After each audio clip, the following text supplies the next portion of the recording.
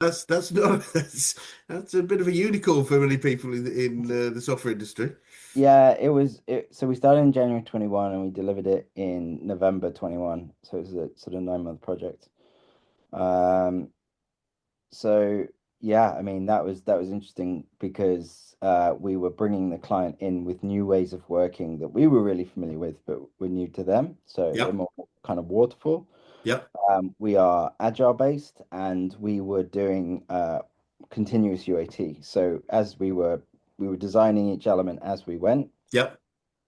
getting those approved, building those items, and having them UAT'd as we went. So there Yep. was no when the client at the end of the project did a full run through of everything we built, they found six P3 bugs. Right. So P3 for us is basically spelling. So they decided that there were some areas where it's 6 areas where they wanted to change the text, but That there was were it. no technical issues at all with what we built because obviously it all been flushed out throughout the process. So Well, that was obviously a big win for us. We were delighted by that. yeah, yeah.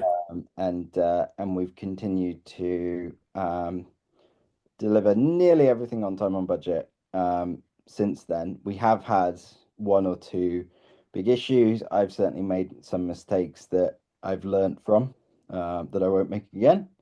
I'll make shiny new mistakes instead. And look at the business. And one thing you identified there, if I got this right, is when you went from, as you say, self-funded to revenue funded, you grew by 26 people over how, how many months or So in January 2021, well, but let's say from January to the end of February, we went from me full time, my partner full part time to 18 full timers.